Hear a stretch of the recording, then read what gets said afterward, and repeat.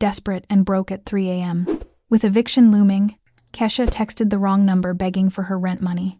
The man who responded wasn't her cheating ex, it was Minho Choi, a ruthless Korean mafia king her ex had stolen from, and he just told her she had 6 hours before rival gangs came for her. Now she has to trust a dangerous stranger to shield her from a betrayal that could destroy everything.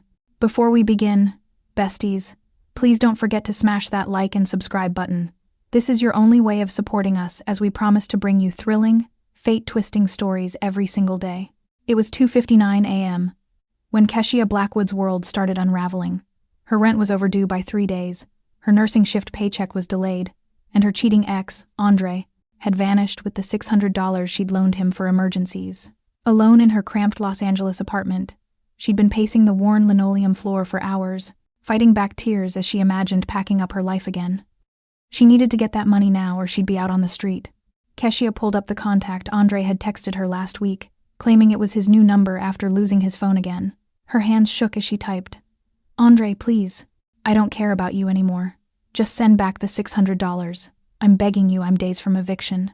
She hit send and immediately started scrolling eviction laws on her phone, checking her bank account, $47.23, doing the mental math of how she'd survive another move. Her phone buzzed. A response. Thank God. But the message wasn't what she expected. Who is this? And why are you using this number? Keshia's stomach dropped. Wrong number. In her panic, she must have clicked the wrong contact. I'm so sorry. Wrong number. Please ignore. She went back to her contacts, frantically searching for Andre's real new number when her phone rang. Unknown number. Against her better judgment, she answered. Hello? You texted me about your rent money. The voice was male, deep, with a slight Korean accent she couldn't quite place. You're facing eviction. I'm sorry, I texted the wrong person. I was trying to reach my ex. Yes, I gathered that from your message. A pause. Where do you live? Excuse me? Your address, the voice replied. You need help with that rent. I'm not giving a stranger my address, she said. Then let me come to you. I'll send the money. My assistant can handle it discreetly. Keshia's heart raced. This was insane. Who are you? Someone who doesn't believe a hard-working woman should lose her home because of a man's failures. Your address now. Something in his voice, a mix of command and quiet compassion, made her hesitate. She thought of her empty fridge, the eviction notice taped to her door. I don't even know you. My name is Minho Choi, he started. And you're Kesha Blackwood, 1847 Elmwood Avenue, apartment 2B. You work night shifts at Mercy General Hospital as a nurse. You take the 4 bus home every morning. Your ex-boyfriend, Andre Williams, owes you rent money he borrowed last month. And you're originally from Jamaica, with a work visa that's up for renewal soon. Keshia's blood went cold. How do you know all that? Because I've spent the last 10 minutes finding out everything about the woman who accidentally texted me at 3 a.m. And here's what else I know. You're scared. You're alone. And your ex owes me far more than he owes you. So, I'm asking again, will you accept my help?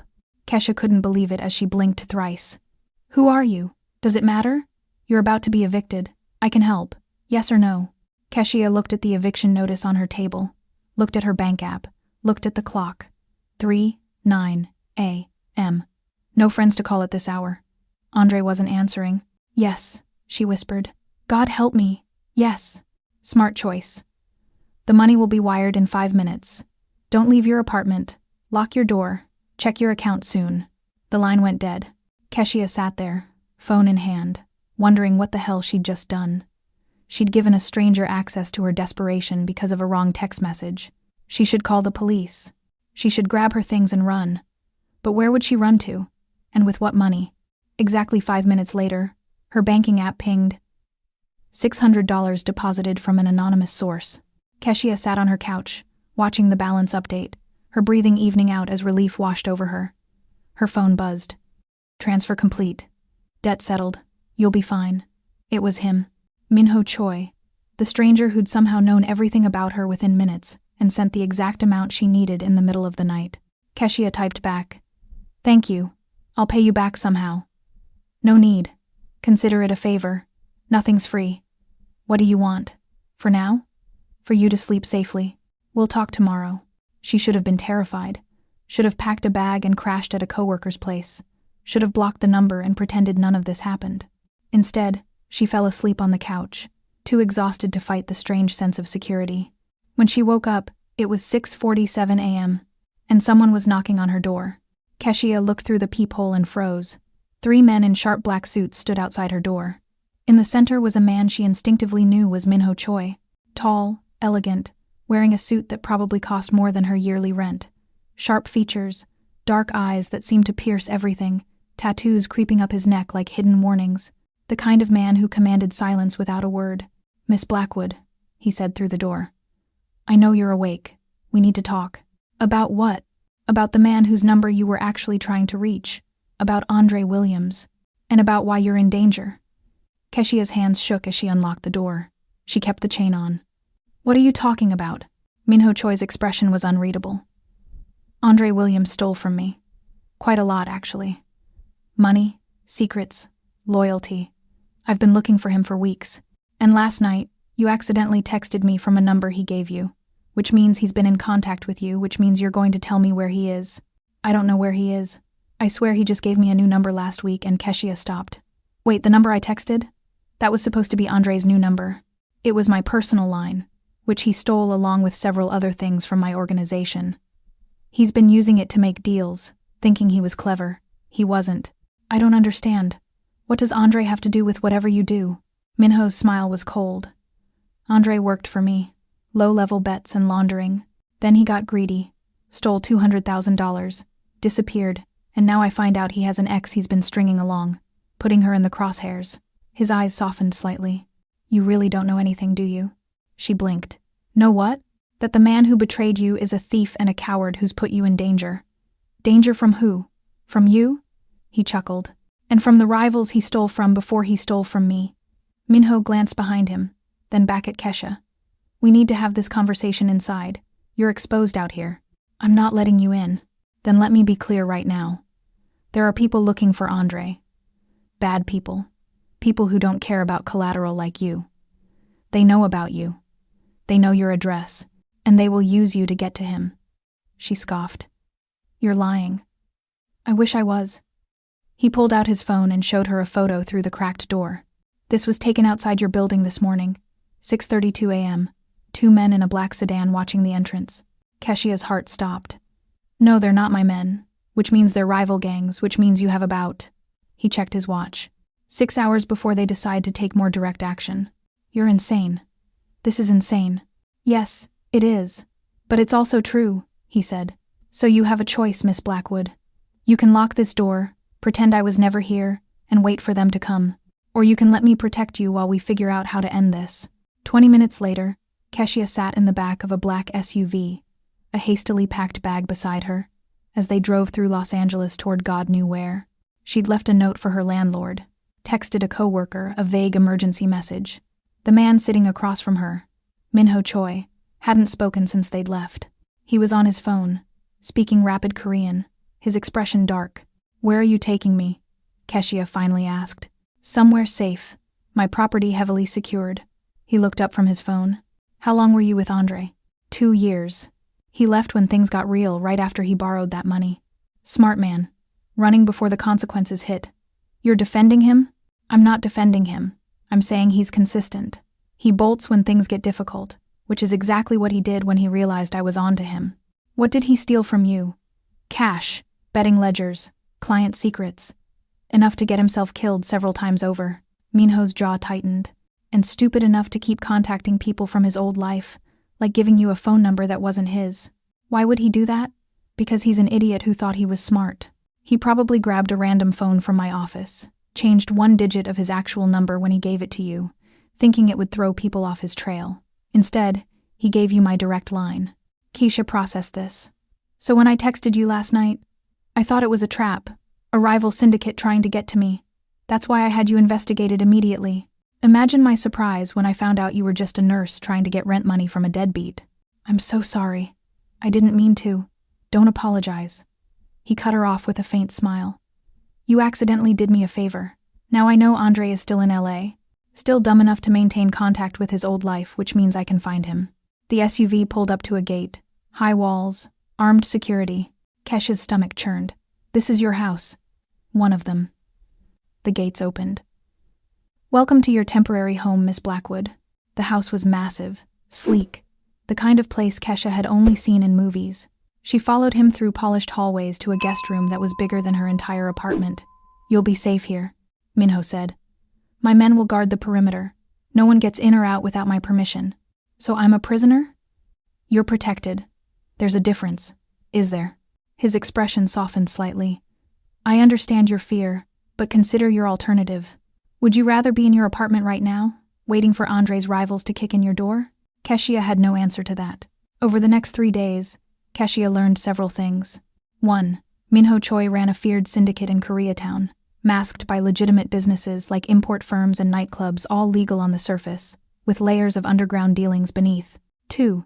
He was ruthless in his world, but he drew lines around innocents, especially those betrayed by men like Andre. 3. He'd been hunting Andre for weeks, and Keshia's mistaken text had given him his first solid lead. And 4. Andre had stolen from multiple gangs, not just Minho's, which meant everyone wanted him and anyone connected to him erased. Why? Keshia asked on the 3rd evening. They were in his office. She'd been called in to review photos of suspicious cars spotted near her old building. Why would he do something so stupid? Minho poured himself a drink. Greed. Desperation. Probably thinking he could outrun it all. He leaned forward. Men like Andre always think they're smarter than they are. They take what isn't theirs, vanish, and never consider the fallout, like dragging you into this. And as Kesha stared at the photos, she began to uncover the deeper threads of Minho's own past, a story of loss and fate that mirrored her own in ways neither could have imagined. As the first rays of dawn filtered through her curtains, Kesha Blackwood stood frozen at her apartment door, heart pounding like a drum in her chest. Through the peephole, she could see him, Minho Choi, the man from the phone, standing there with his entourage, his presence as unyielding as the tattoos snaking up his neck. The image burned into her mind. Her own curly hair disheveled from a sleepless night, her light robe barely holding back the chill, while he looked every inch the king in his tailored suit, phone in hand, the screen glowing with her desperate message. Behind him, a black car idled on the suburban street, a stark contrast to the peaceful LA neighborhood. She had accepted his help in a whisper over the phone, but now, facing him, doubt clawed at her. With trembling hands, she slid the chain off and opened the door only halfway, fear flickering in her dark eyes like a candle in the wind. Minho stepped forward into the sliver of light spilling from her apartment, his movements quiet and commanding, his expression unreadable as a stone mask. He didn't push the door wider. He didn't need to. His presence alone filled the space. Miss Blackwood, he said, his voice low and accented, carrying the weight of authority. We need to talk about Andre Williams. He owes me money, a lot of it, and that debt has now drawn attention to you. Keshia's grip tightened on the doorframe, her Jamaican accent thickening with panic. I don't know anything about that. Andre's my ex. He took my rent money and ghosted me. That's all. I swear I just texted the wrong number. Minho's dark eyes studied her, piercing through her defenses. He tilted his head slightly, as if weighing her words against some invisible scale. Then you're either innocent or the perfect cover, he replied calmly, his tone laced with a hint of intrigue. Andre didn't just steal from you. He stole from my organization $200,000 in cash and ledgers from our betting operations. He's been using my personal line to cover his tracks, and now rivals think you might be hiding him or the money. Your name came up in his mess. Her mind reeled, the room spinning as the weight of his words sank in. Andre, the smooth talker who'd charmed her with promises of a better life, had been tangled in something this dark? She thought of their last fight, how he'd begged for the $600, just for a bit, only to disappear. This can't be real, she whispered, her voice breaking. I'm a nurse. I work double shifts to keep this roof over my head. I don't know about any of this. Before Minho could respond, the sound of footsteps echoed from the hallway. 2 of his men appeared behind him, large and imposing in dark suits, their faces expressionless. One carried a small duffel bag, the other scanned the corridor like predators on alert. Boss, the first one said in Korean, then switched to English. We should search the place. If she's connected. No, Keshia snapped, her outrage erupting like a storm. She shoved the door wider now. Not in invitation, but in defiance, her fear turning to fire. You are not coming in here. This is my home, my life. I don't know you people, and I sure as hell don't owe you anything. Get out, or I'll call the cops. The men paused, glancing at Minho for orders, but he raised a hand, stopping them with a single, sharp look. They froze instantly, stepping back like well-trained shadows. Minho's gaze never left Keshia, but something shifted in his eyes, a flicker of respect, perhaps, or recognition. He believed her fear was real. It wasn't the calculated panic of someone hiding secrets. "Stand down," he ordered his men softly. Turning back to her, he added, "I apologize for the intrusion. We're not here to harm you." Keshia stood there, breathing heavy, her robe slipping slightly off one shoulder in the tension. The dawn light cast long shadows across the threshold, highlighting the contrast between them, her vulnerable, sun-kissed frame against his tattooed, armored elegance. "Then why are you here?" she demanded, though her voice wavered. "You sent that money. You showed up at my door. What do you want from me?" Minho slipped his phone back into his pocket, his posture relaxing just a fraction. "I want Andre, and I want to make sure his mistakes don't cost you more than they already have." He glanced past her into the modest apartment, the stack of unpaid bills on the table, the faded photo of her family back in Jamaica pinned to the fridge. "You've built a life here, far from home, nursing immigrants like yourself, sending money back to Kingston. I respect that. But Andre's theft has painted a target on you. Rival gangs, once he crossed before me, they won't ask questions. They'll come looking for what he took, and they won't care if you're innocent." She crossed her arms, trying to steady herself. "So what am I supposed to do? Hide? Run? I can't just up and leave. I have shifts at the hospital, bills to pay." "Not yet," Minho said, his voice firm but not unkind. "Stay vigilant. I'll have my people watch from a distance, but if anything feels off, call me." He paused, as if debating his next words. "This isn't charity, Miss Blackwood. It's practicality. You're a loose end in my world now, and I tie up loose ends one way or another." The threat hung in the air, subtle but clear, sending a chill down her spine. Yet there was something else in his tone, an undercurrent of protection that confused her. Before she could respond, Minho nodded to his men, signaling it was time to go. He turned to leave, but not before pulling out his phone again. As he walked down the steps, her own device buzzed in her pocket. She pulled it out, reading the text. "Lock your door. Don't trust anyone who knocks, especially not him." Him? Andre? Or someone worse? Keshia slammed the door shut, sliding the chain back into place with shaking hands. She leaned against it, sliding to the floor, her mind racing. The man at her door, Minho Choi, had appeared like a ghost from her mistaken text, holding up that glowing screen just as in her nightmare. But he hadn't forced his way in. He'd stopped his men, left her unharmed. Was he a savior or a new kind of danger? As the morning wore on, Keshia tried to shake it off. She brewed a strong cup of Jamaican coffee, the familiar aroma grounding her, and prepared for her shift at the hospital. But doubt lingered. She peeked out the window, scanning the street. Everything seemed normal, the neighbor walking his dog, kids heading to school. By afternoon, she convinced herself it was a bizarre fluke, a story she'd laugh about later. That night, though, as darkness fell over the neighborhood, strange cars began circling her street. First, a black sedan with tinted windows slowed past her building, its engine humming low. Then another, a gray SUV, parked across the road for too long, its occupants shadows behind the glass. Keshia watched from her window, curtains cracked just enough to see, her pulse quickening. Headlights swept the lawn, illuminating the spot where Minho had stood that morning. She grabbed her phone, thumb hovering over his number. "Don't trust anyone who knocks." The words echoed in her mind. Hours ticked by, the cars coming and going like predators testing the waters.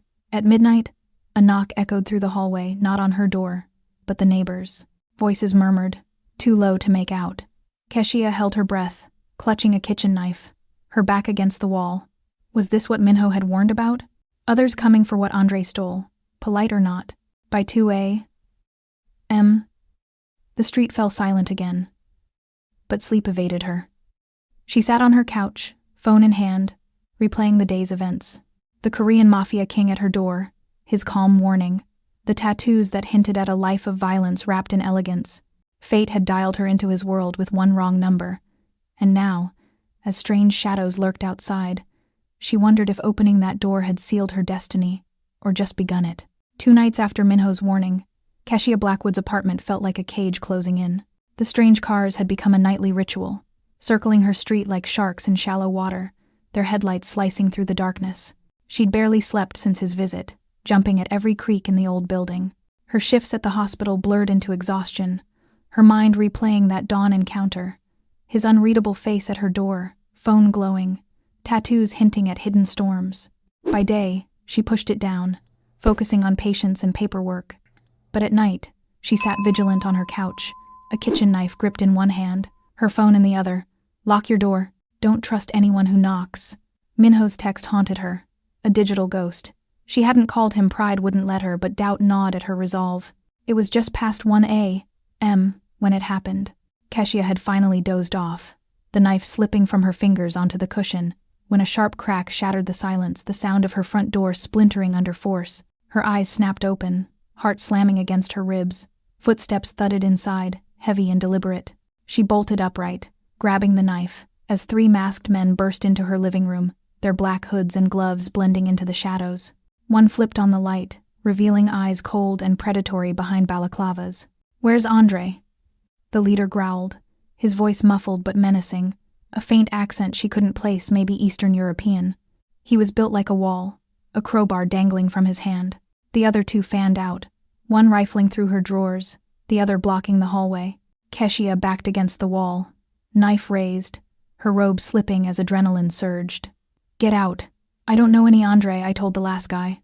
The leader lunged forward, knocking the knife from her hand with a swift backhand that sent it clattering across the floor. Pain exploded in her wrist, but she didn't scream. Instead, she kneed him hard in the groin, drawing on every ounce of Jamaican fire her mother had instilled in her. Fight like the sea, girl, fierce and unyielding. He doubled over, cursing, but his partner grabbed her from behind, pinning her arms. "Where's the cash?" "Andre stashed it. Here, we know you're his girl. Talk, or we make this hurt." "I don't have anything," Keisha spat, twisting wildly. "He took my money and ran. I'm not part of this." Panic fueled her strength. She stomped on the man's foot, elbowing his ribs until his grip loosened. She broke free, dashing for the door, her bare feet slipping on the splintered wood. The leader recovered, snarling, "Grab her!" But she made it to the hallway, screaming for help, her voice echoing off the thin walls. "Somebody call the police!" The building's corridor was dim, fluorescent lights flickering like a bad omen. She pounded on her neighbor's door, but before anyone could answer, rough hands yanked her backward. Not the masked men, these were different. Suited figures emerging from the stairwell, their movements precise and silent. Minho's men. One clamped a hand over her mouth, the other hoisting her over his shoulder like she weighed nothing. "Quiet, boss's orders," one whispered in Korean-inflected English. She struggled, kicking and muffled protests, but they dragged her down the stairs and out the back exit into the cool night air. A black car idled in the alley, engine purring softly.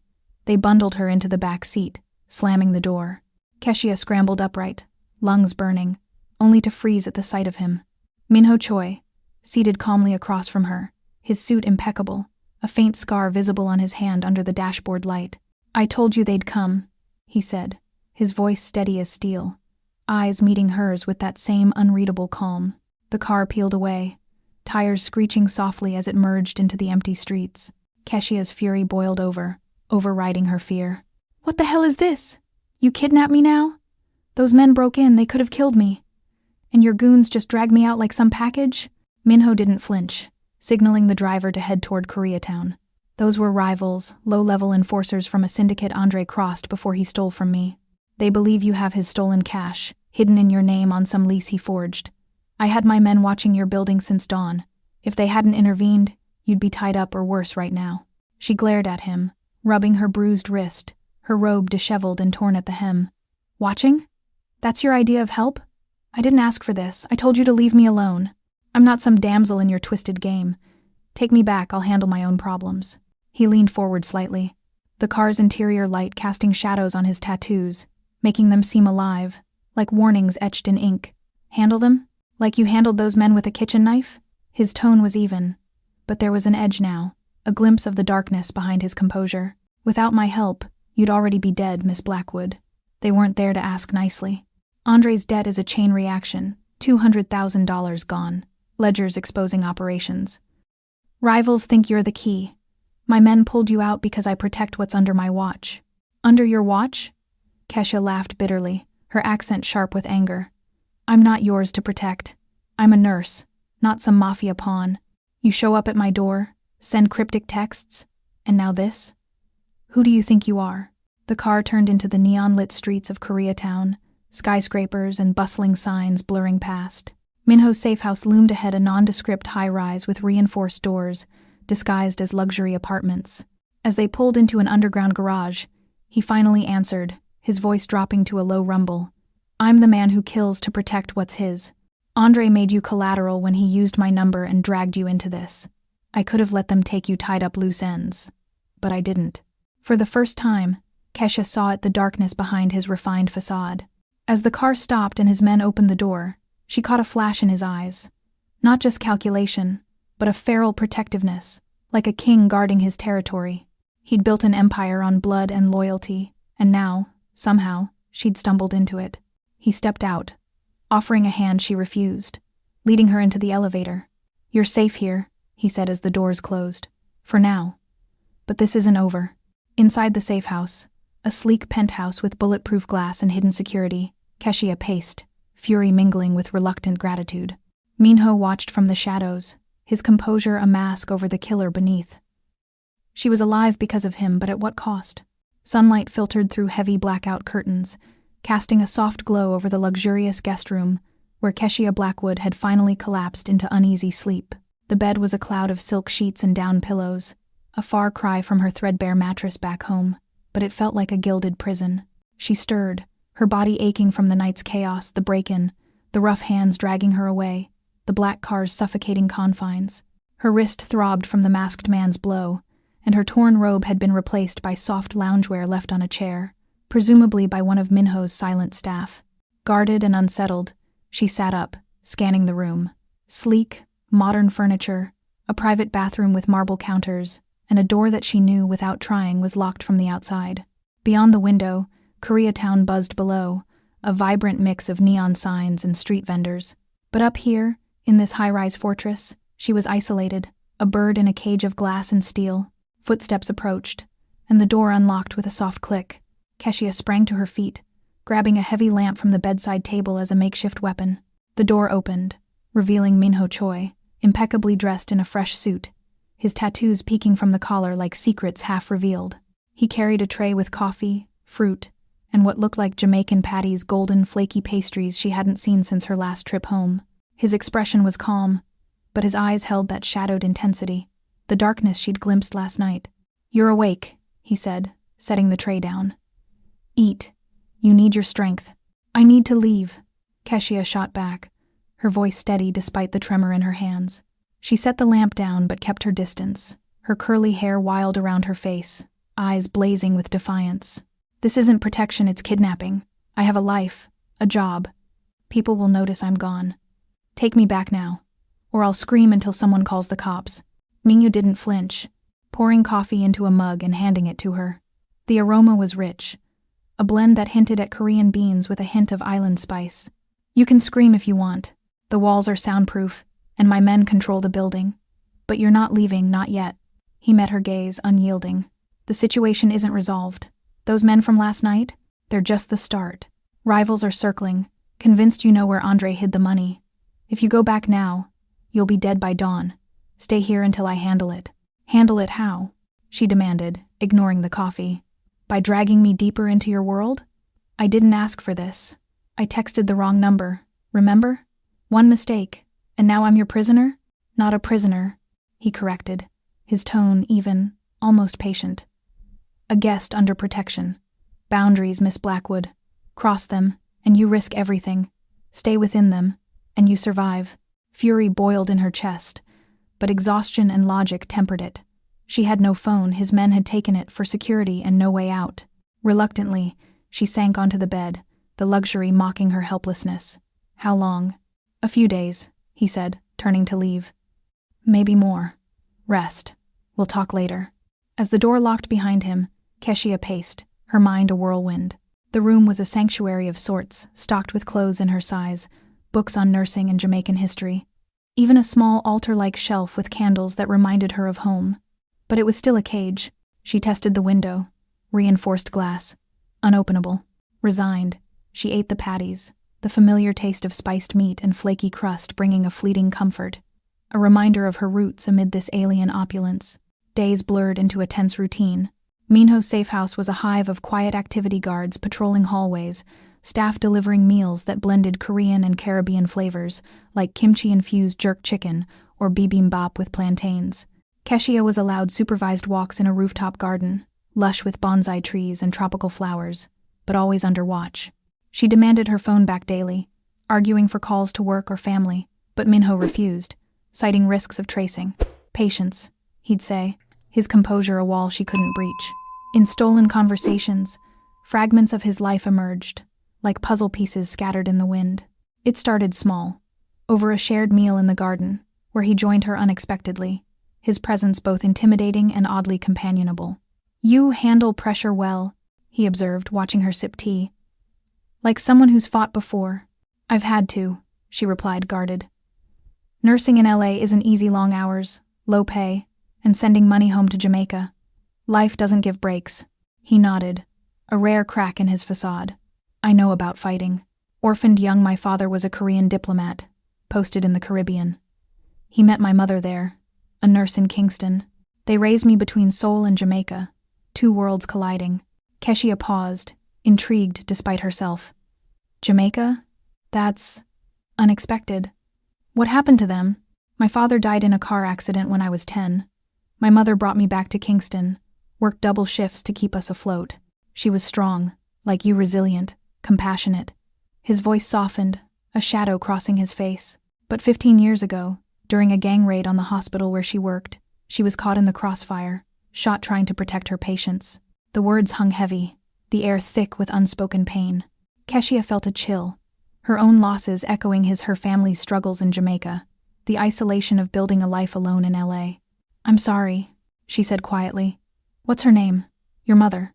"Amara," he replied, his eyes distant. "Amara Blackwood." The name pierced Keshia like a bolt of fate, her breath catching. Blackwood, her own surname, a common thread from the island, now weaving their stories together in this improbable tangle. "Blackwood? That's my name. Keshia Blackwood." She stared at him, the coincidence feeling like destiny's hand, pulling her deeper into his orbit. "Did you know?" Minho's gaze sharpened, surprise flickering before his composure returned. "Not until now." He stood, pacing to the garden's edge, overlooking the city lights. Protecting her had started as strategy, a way to lure Andre out, tie up loose ends. But this revelation stirred something deeper. Was it mere chance, or penance for failing to save his mother all those years ago? Amara Blackwood had died shielding the vulnerable. Now, here was another Blackwood, fierce and alone, thrust into his violent world by a mistaken text. Destiny, perhaps, offering a chance to atone, or a cruel echo of his past. Keshia watched him, unsettled by the vulnerability he'd shown. "This changes nothing," she said, though her voice wavered. "I still want out." He turned back, his expression resolute. "It changes everything. Stay safe, for now." As days stretched, the boundaries between captor and protector blurred, secrets unfolding like petals in the dawn. Keshia wondered if fate had dialed her number for a reason, and if Minho's guarded heart held room for mercy amid the shadows. The days in Minho's safe house stretched into a fragile rhythm, boundaries tested like thin ice underfoot. Keshia Blackwood, still confined to the high-rise fortress, found herself drawn from her guest room isolation when a commotion echoed through the halls one afternoon. A guard had been injured in a skirmish, nothing major, Minho assured her. But the compound's infirmary was short-staffed, and her nursing background made her an unexpected asset. "You want out?" he'd said earlier, his tone challenging yet curious. "Prove you're more than a liability." Now, in the sterile room stocked with medical supplies that rivaled her hospital's, she rolled up her sleeves, her Jamaican resilience kicking in like muscle memory. The injured man, a burly Korean enforcer named Ji-hoon, lay on the exam table, grimacing through a bloodied bandage on his arm, a deep gash from a rival's knife. Minho watched from the doorway, arms crossed, his tattoos a stark contrast to the white walls. Keshia didn't hesitate. "Hold still," she commanded, her accent firm as she cleaned the wound with antiseptic, her hands steady despite the unfamiliar setting. She assessed the damage quickly. Torn muscle, no artery hit, then threaded a suture needle with practiced ease. "This'll sting, but it'll heal clean. Bite down if you need to." Ji-hoon nodded, sweat beading on his forehead, but he didn't flinch as she stitched, her movements efficient and gentle. She applied a fresh dressing, mixing in a herbal poultice she'd requested from the kitchen. Jamaican bush medicine, turmeric and aloe to fight infection, blended with Korean ginseng from the supplies. Old family trick, she muttered, securing the bandage. Keeps the swelling down. By the time she finished, Ji-hoon was sitting up, flexing his arm with a grunt of approval. Feels better already, he said in halting English. You're good better than our doc. Minho stepped forward, his guarded expression softening just a fraction, a nod of respect in his eyes. Impressive, he admitted, helping Ji-hoon to his feet. You didn't hesitate. Most would freeze. It was the closest he'd come to praise, a crack in his armored composure. Keshia had proven her worth not as a helpless outsider, but as someone who could stand in his world, even heal its wounds. For a moment, the air between them hummed with unspoken possibility, fate's thread pulling tighter. But the calm shattered like glass under a boot. Minho's phone buzzed sharply, and he glanced at the screen, his face hardening into a mask of controlled fury. Andre's been spotted, he said, voice low and edged with ice. He dismissed Ji-hoon with a curt wave, then turned to Keshia, motioning her to follow him to his office, a sleek space overlooking Koreatown, walls lined with monitors and locked cabinets. Inside, he pulled up an encrypted feed on his laptop, surveillance footage flickering to life. There was Andre, skulking in a dingy motel on the outskirts of LA, his face gaunt and paranoid, clutching a burner phone. Minho's men had tracked him through back channels, but the real blow came in the intercepted messages. He's been contacting rivals, Minho explained, his jaw tight. Offering to sell my trade secrets, betting ledgers, client lists, routes for our operations, all for a quick payout to fund his escape. Kesha's stomach twisted as she leaned in, reading the texts. Andre's words jumped out. Got the goods on Choi's syndicate. Using my ex's name as cover, Keshia Blackwood, apartment on Elmwood. She doesn't know, but it'll throw them off. He was using her identity as a smokescreen, planting false trails that painted her as an accomplice, directing danger straight to her door.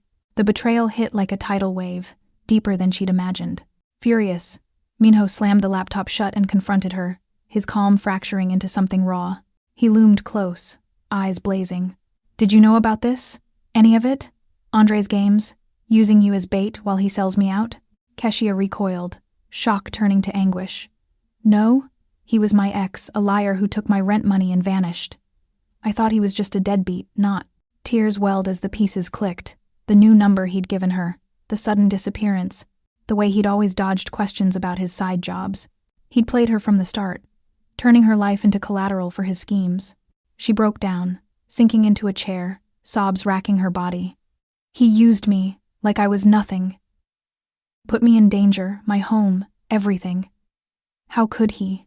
Minho's fury ebbed, replaced by a softer edge as he knelt beside her, his voice dropping to a gentle rumble. He used you, he said softly, a hand hovering near her shoulder, not quite touching. And that makes you dangerous to him, and to me. One wrong move, and my empire crumbles. But you're not like him. I see that now. Wiping her eyes, Keshia looked up, her vulnerability hardening into resolve. The woman who'd faced eviction, stitched wounds, and survived a break-in, wasn't done fighting. Then let me help, she insisted, her voice steadying. I want to find him to end this. He betrayed me, dragged me into your world. I know his habits, his hides. Use me as bait if you have to. Just make it stop. Minho hesitated, against his better judgment. Trusting an outsider, especially one tied to his enemy, went against every instinct honed in Seoul's underbelly and Kingston's streets. But her fire mirrored his mother's, that Blackwood strength echoing across fates. All right, he agreed, finally standing. But on my terms. We do this my way. As they planned, the past resurfaced fully, binding them in a dangerous alliance. Keshia had opened the door to more than Minho that dawn. She'd stepped into a storm, ready to claim her part in taming it.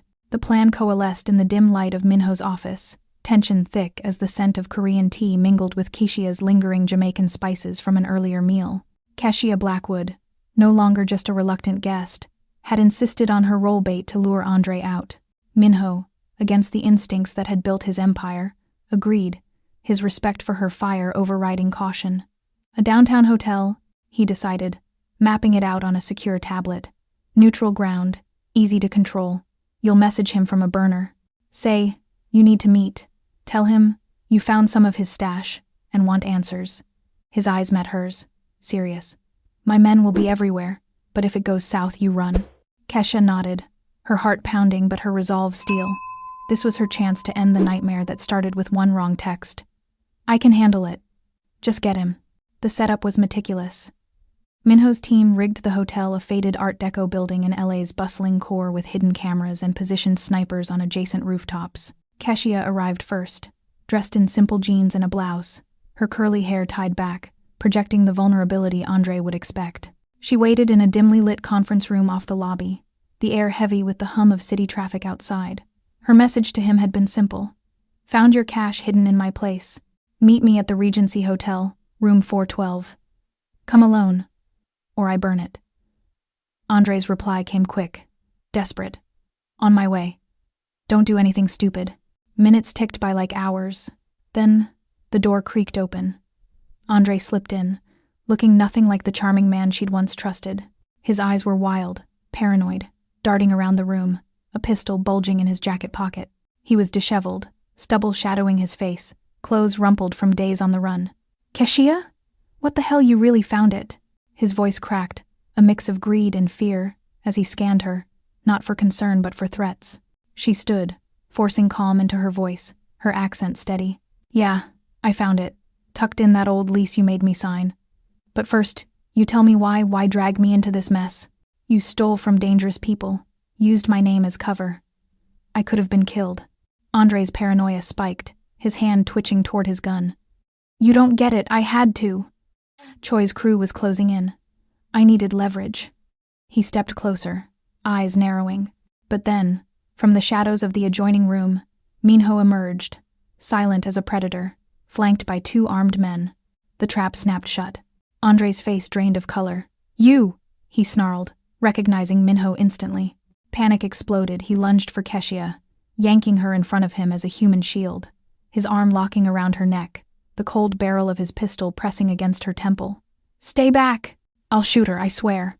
Keshia's breath caught, fear surging, but she twisted against him, her nurse's strength fighting back. Let go, you coward. The room erupted in chaos. Two of Andre's hidden backups, men he'd smuggled in through a side entrance, burst through the door, guns drawn, firing wildly to cover his escape. Gunfire shattered the air, bullets ricocheting off walls, the acrid smell of gunpowder filling the room. Minho moved like lightning, his composure fracturing into lethal precision. He dove behind a table, drawing his own weapon, a sleek pistol tucked in his suit, and fired with deadly accuracy. One shot felled the first of Andre's men, a clean hit to the chest that dropped him mid-stride. The second thug swung toward Minho, but he was faster, another round catching the man in the shoulder, then a follow-up to the leg, sending him crumpling in a heap of blood and groans. Amid the frenzy, Andre dragged Keshia toward the exit, using her as cover, his grip bruising. Back off, Choi. She's dead if you follow. But Minho didn't hesitate. He vaulted over the table, closing the distance in a blur, his men providing suppressing fire. With a swift tackle, he slammed into Andre, prying his arm from Keshia's throat. She stumbled free, gasping, as Minho wrestled him to the ground, disarming him with a brutal twist that cracked bone. Andre howled, but Minho's knee pinned him, capturing him alive amid the wreckage smoke curling from spent casings, blood staining the carpet. Keshia leaned against the wall, shaking, and blood splattered from a graze on her arm, the metallic tang mixing with her terror. Her eyes locked on Minho, who stood over Andre, chest heaving, a fresh cut on his cheek from a stray bullet. He'd risked everything diving into the line of fire, ignoring his own safety to save her. Not as strategy, but something deeper. Her realization hit hard. This Mafia king, with his shadowed past, had put his life on the line for her. Hours later, back in the safe house, the adrenaline faded into a heavy quiet. Andre was secured in a holding room downstairs, guarded and broken. Keshia, bandaged and cleaned up, confronted Minho in his office, the city lights twinkling beyond the windows like distant stars. You could have let me die, she said, her voice trembling but direct, standing close enough to see the fatigue in his eyes. Stayed back. Let your men handle it. Why didn't you? Why risk everything for me? Minho set down his glass of whiskey, the amber liquid catching the light, and met her gaze. His composure had returned, but cracks lingered, the cut on his cheek, the slight limp from the fight. Because I don't repeat the mistakes of my past, he replied, his voice soft, laced with old pain. My mother died because no one stepped in soon enough. I won't let that happen again, not to you." The words hung between them, a bridge over the chasm of their worlds. Kesha felt fate's pull stronger than ever. The wrong number that started it all, leading to this moment of raw truth. The safe house basement was a stark contrast to the opulent floors above a dimly lit holding room with concrete walls, a single overhead bulb casting harsh shadows, and the faint metallic scent of blood hanging in the air. Keshia Blackwood paced the corridor outside, her bandaged arm throbbing as a reminder of the hotel chaos. The trap had worked, but victory felt hollow, tainted by the violence she'd witnessed. Minho's men had patched her up, but the bloodstains on her clothes, Andre's men, splattered in the gunfire, clung like accusations. She hadn't seen Andre since the capture, but now, Minho had summoned her. "It's time," he'd said earlier, his voice steady, though his eyes held a storm. Fate's twisted dial had brought them here, from a mistaken text to this moment of reckoning. The door creaked open, and Minho entered first, his suit rumpled from the fight, tattoos stark against his skin like battle scars. Behind him, 2 guards dragged Andre in, chaining him to a chair in the center of the room. He was a broken shell, bruised and bleeding, one eye swollen shut, clothes torn and stained. His once charming face was twisted in pain and desperation, lips cracked as he gasped for breath. The man who'd betrayed her, used her as a smokescreen, now looked pitiful, reduced to begging. Minho stepped aside, gesturing for Kesha to approach. "He's yours to face," he said, his tone neutral, though a flicker of something deeper, perhaps anticipation, crossed his features. The guards retreated to the corners, leaving the 3 of them in tense isolation. Andre's good eye widened at the sight of her, tears mixing with the blood on his cheek. "Keshia, baby, please," he whimpered, straining against the chains. "I did it for you, for us. I was gonna start over, get clean. That money from Choi? It was our ticket out. I wanted to come back, make things right. You gotta believe me, I love you." Kesha froze, her heart twisting at the lies spilling from his mouth.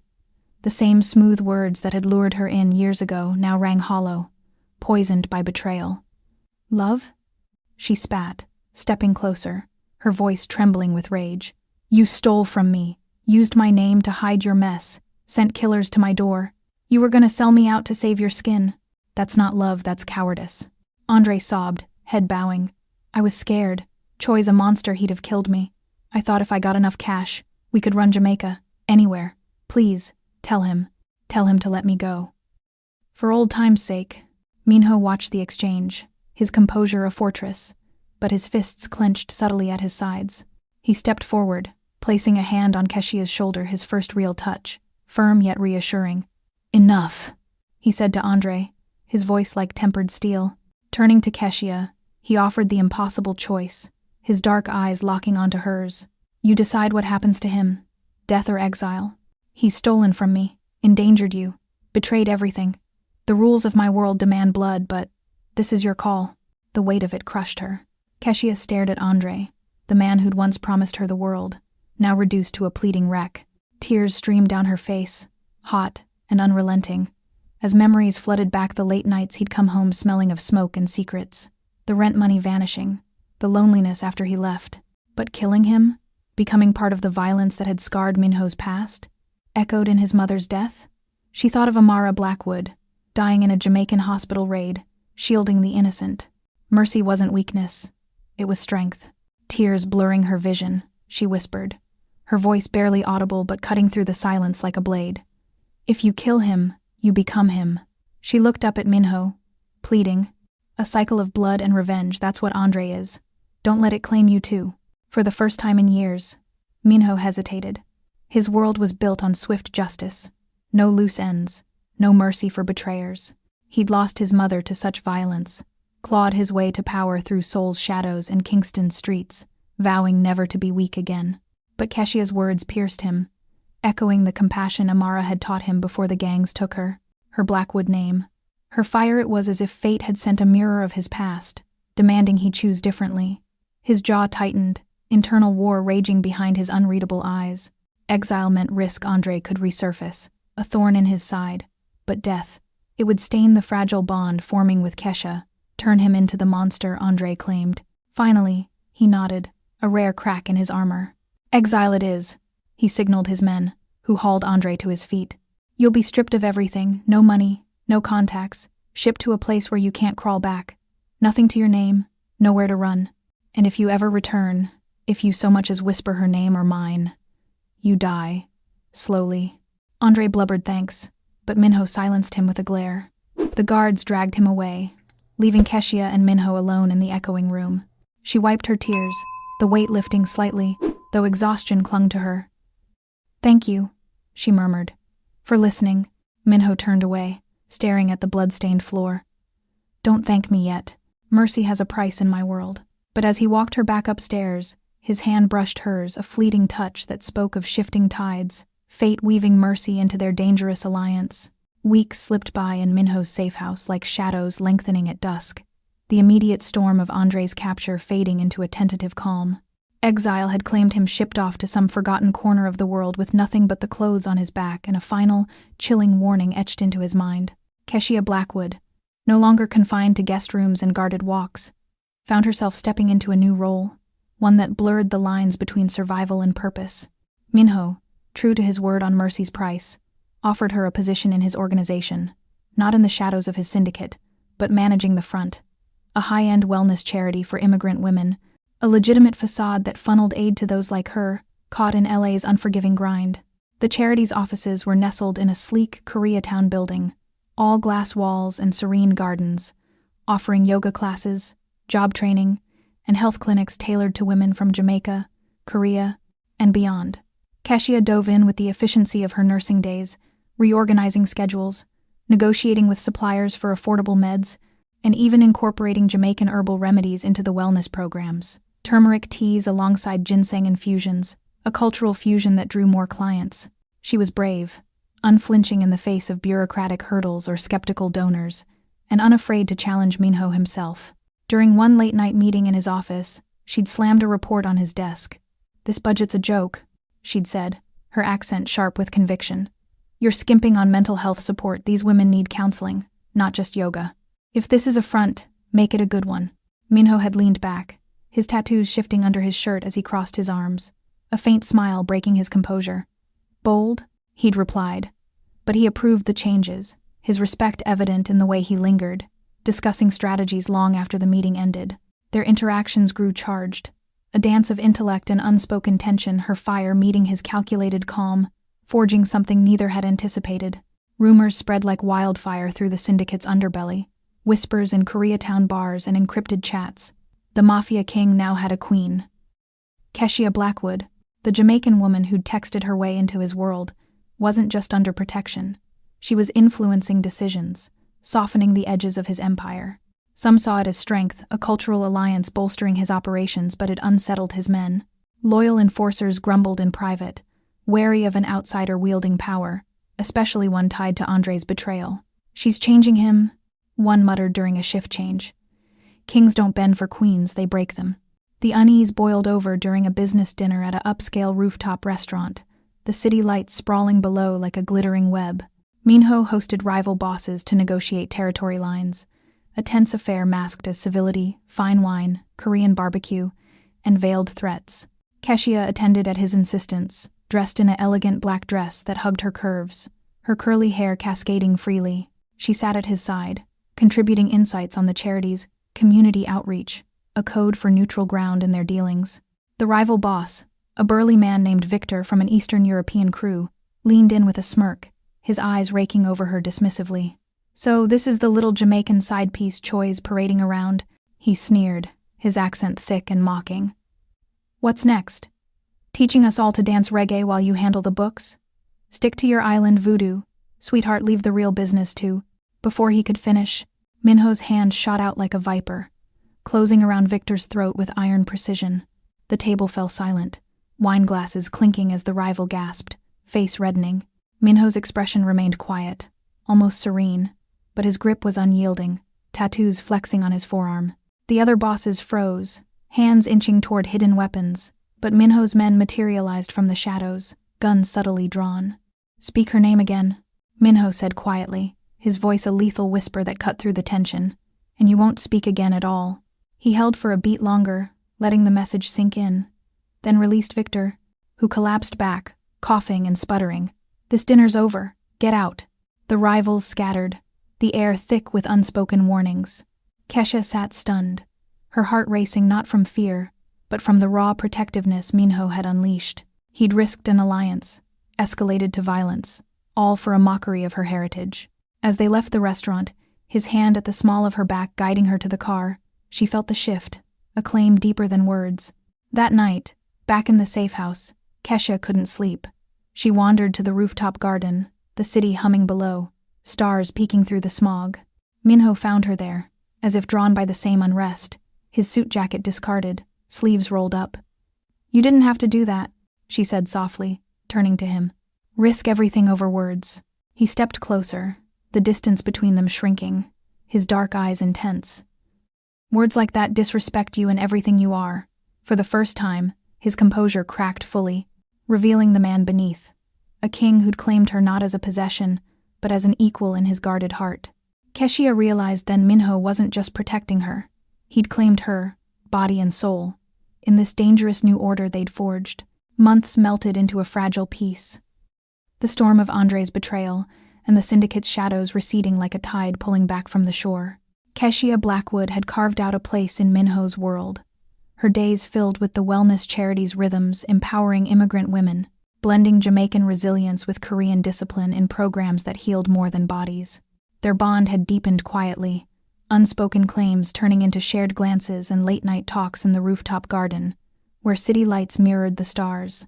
Minho's empire hummed with a new order, his queen, a force that tempered his edges, though he remained guarded, haunted by threads of his past he hadn't fully severed.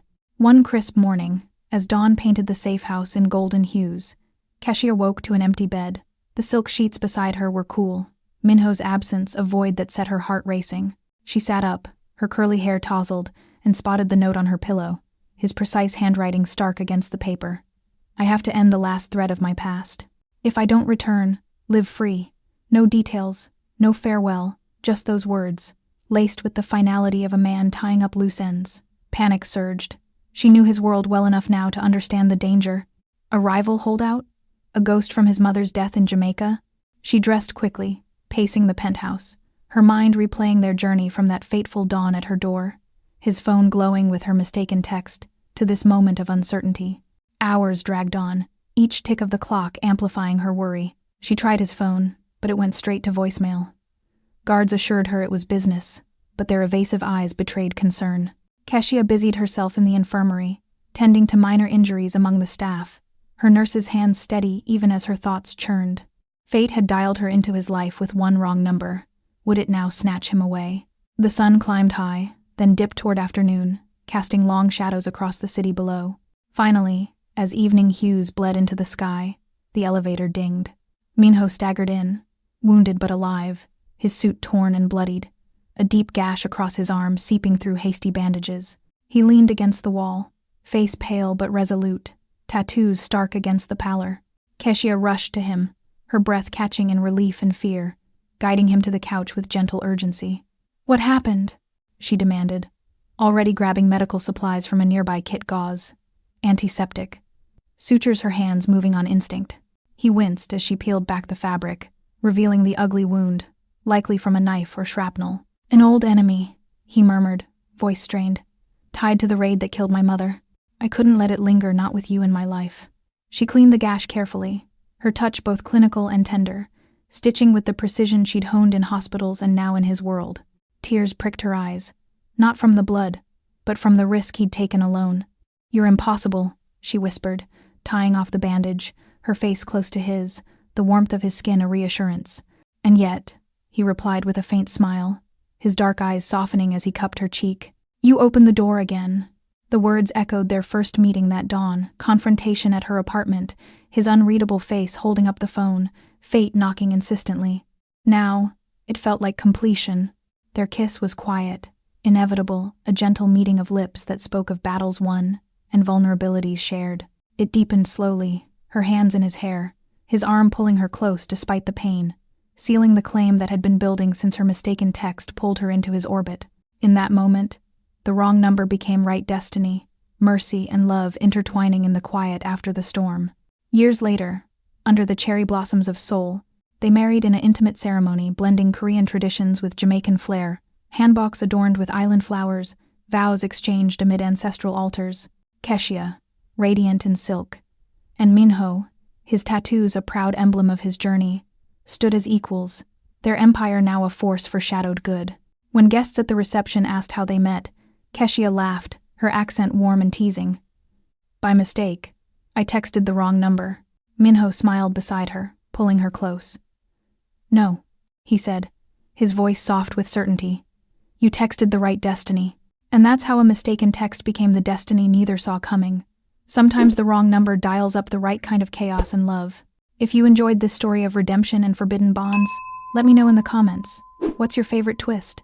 Smash that like, subscribe, and turn on notifications so you never miss our daily hooks.